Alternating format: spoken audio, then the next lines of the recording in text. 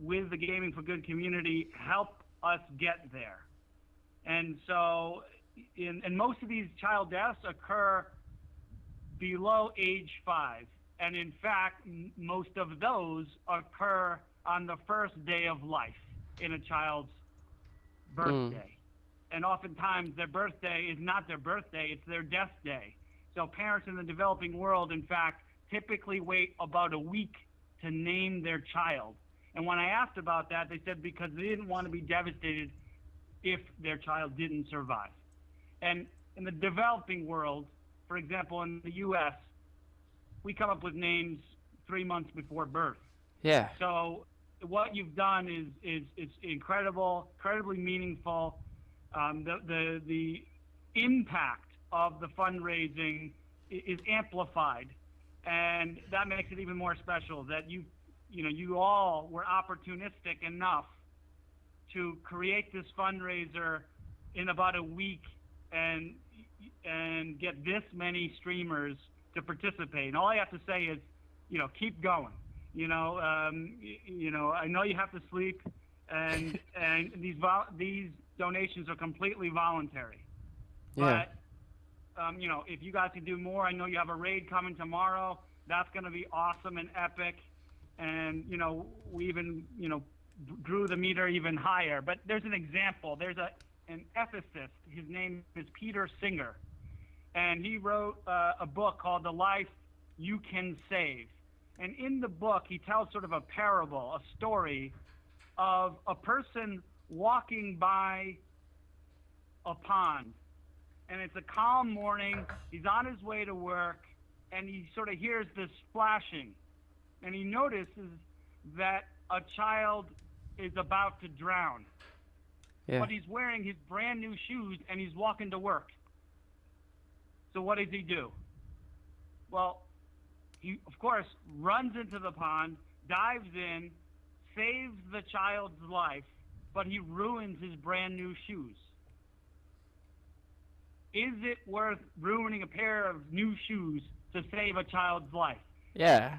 Let's say a new shoes cost $50, and it's a no-brainer. And yet, these kinds of contributions, no matter how large or small by your community, are like, figuratively, the opportunity cost of buying a pair of shoes or a piece of pizza.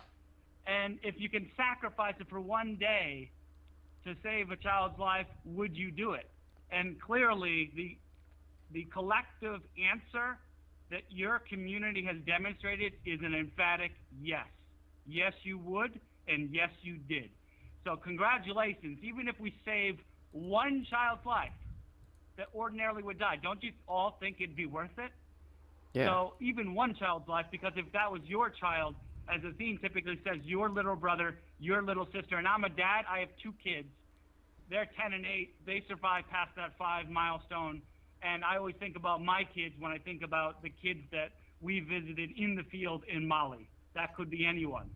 So congratulations on what you've done. And what kind of things are you going to do there? Yeah, so specifically maternal health and newborn child survival. So as I said, that's sort of the acute issue. One thing that we typically do is prepare health workers, local health workers on the ground. Reese was telling the story on the stream today to the viewers.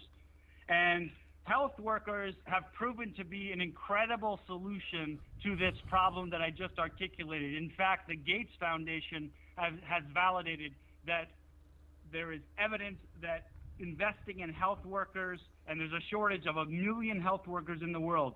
And if we could train and equip more health workers to provide life-saving interventions in remote rural villages around the developing countries. In this particular case, Indonesia, Bangladesh, and Malawi, and now Egypt, those specifically are the countries where we have this amplified matching contribution program, and that's where the money will go, and that's where the kids will be saved. So like with $700,000, like how many health workers could you train and how many children would you reach concretely?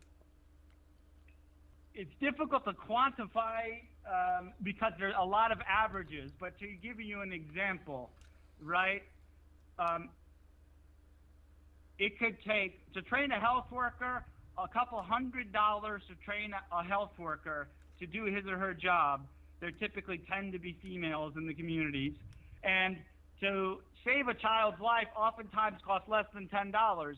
Certainly the interventions, the antibiotics, the zinc treatments that it takes to remedy diarrhea, pneumonia, or complications at birth, those things cost pennies on the dollar, and yet it needs a qualified health worker at the right time, at the right place to deliver that very cheap intervention to save a child's life. So it's hard to give concrete numbers, but those are just some examples of equivalencies, what your money could be doing. And that's what we do with the money. We prepare these health workers in villages. And it's sort of like, if, anyone listening on the stream and you guys directly, if you've ever had a cold or been sick or had a fever, think how easy it is to go to your nearest pharmacy and just over the counter in a few minutes get some medicine and take it. That's antibiotics and